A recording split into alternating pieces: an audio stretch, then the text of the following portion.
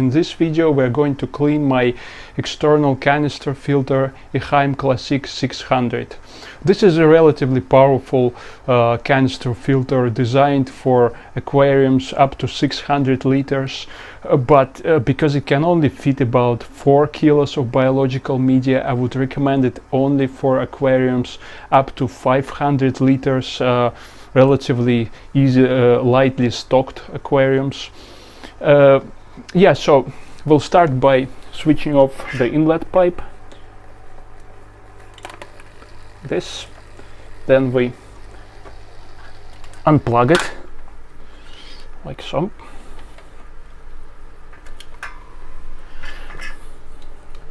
We'll have to block completely the inlet pipe, and then we'll block the outlet pipe to make sure that no water comes out from the canister.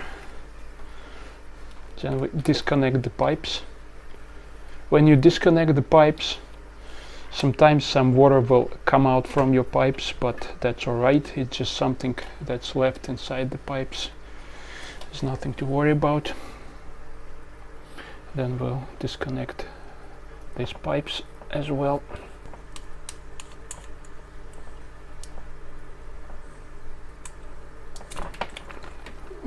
Yes, it's quite normal.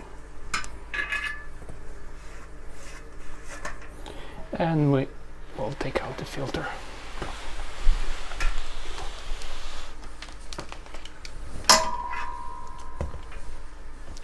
So as you can see, this is a relatively large canister filter.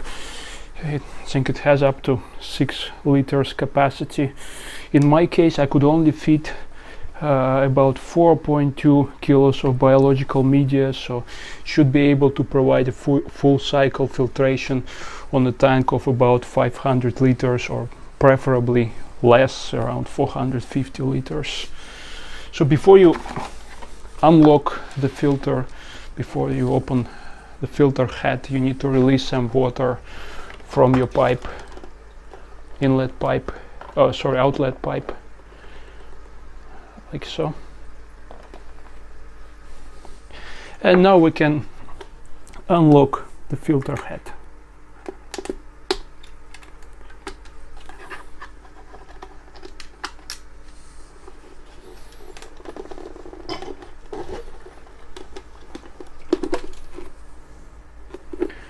It's not too dirty because I've cleaned it about 2 weeks ago, but still I can feel that the flow is slower than it's supposed to be, so it definitely needs to be checked and probably it needs to be cleaned. So for all Eheim Classic series, well, especially for the larger ones, well, it's not the case with smaller ones because they have their own baskets inside the canister bucket. With the larger models, especially with 600, they have no basket inside the canister bucket. So as an upper layer of biological media, I have Alpha Grok ceramic porous media, and I have a separate video where I review this media. It's about 70% filled with Alpha Grok canister. I'm gonna take it all out. Alpha Grok, I have some Eheim Mech media, which is just for mechanical filtration.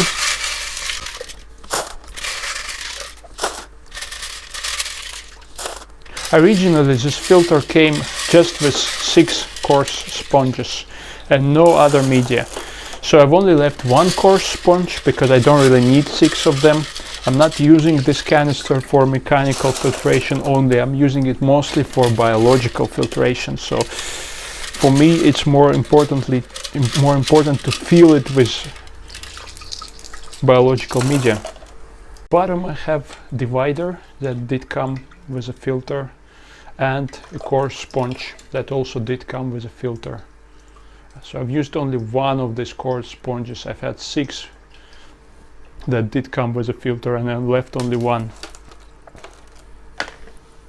Under the coarse sponge I have another divider. Here it is. And right on the bottom I've added more Alpha Grok. So the reason why I left some space on the bottom between the dividers and the media is to make sure that it doesn't clog so often, to make sure that most of the muck that comes into the filter, it stays in that area between. Essentially, this is how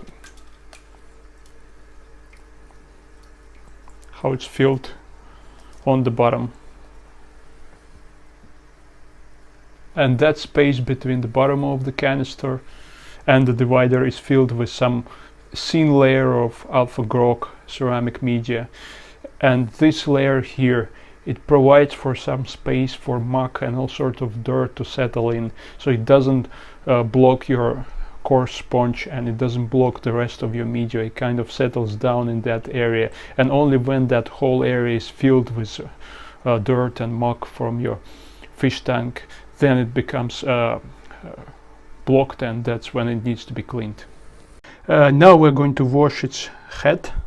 You can just put it under the tap and wash it like this. Then you have to open it in order to clean it inside. This is a impeller shaft. You take it out and wash it like this. Then you remove this lid here, and you need to wash it as well. And the last thing to do is to take out your impeller. Again, as I've said before in my previous videos, you have to be really careful when you're washing your impeller, because it's really easy to damage it, especially this ceramic part. If it's damaged, you're probably not going to notice it, but it's going to make a lot of rattling sound. And the final step is to clean these areas inside. I'm using just an ordinary brush for bottles. You can use a Eheim's brush for this kind of purposes, but I found this one more convenient. Again, you shouldn't be worried to put it under your tap, because everything is sealed here, so water is not going to get inside of the filter. I will also use this opportunity to clean this pipe. I can see that it's not too dirty, but still it's good to have it cleaned. I washed the sponge, and now I will wash the media in the tank water. You have to wash your media in your tank water if you want to keep your bacteria alive, if you don't want to kill your bacteria. If you will use tap water, you will kill your bacteria almost immediately. So it's something like this. Because in my case media is not too dirty, I don't need to wash it too thoroughly. Like this, and it's quite clean.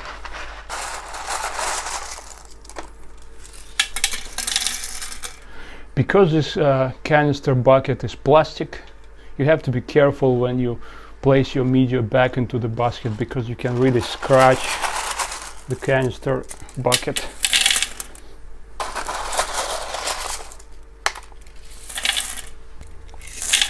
And don't forget to shake it once in a while to make sure that everything settles down. So the media is clean, and I will put the filter wool, also clean filter wool, on top, right on top of the media. You can also use a divider, one of the Eheim classic dividers, to put on top of your media, and then you put the filter wool. But in my case, I don't really have a space to add a divider, so I will just put the filter wool, and I will put the filter head on top of it.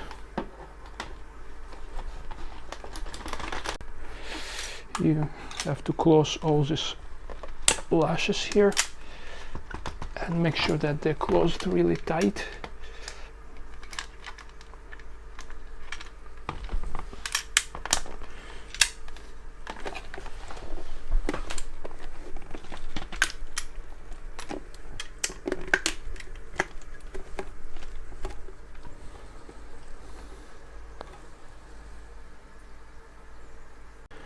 So once you've installed it in place, you have to connect your inlet and outlet pipes. I'll start with the inlet pipe. You just attach it, make sure it's all tight. Then the outlet pipe.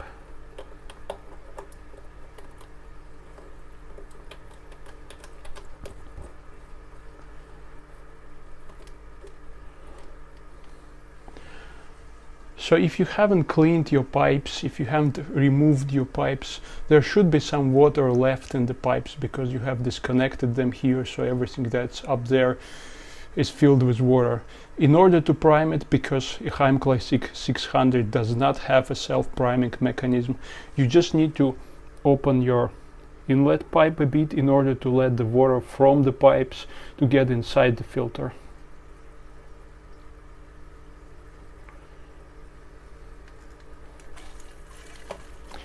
And you can hear the sound how the water is flowing down the pipe and filling up your canister.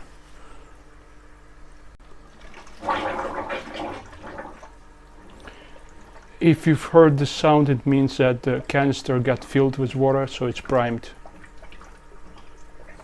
It might take some time for it to get filled with water. It depends on how porous your media is, so how fast it lets the water to get through it.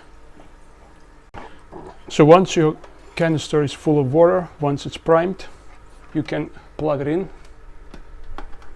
to start it.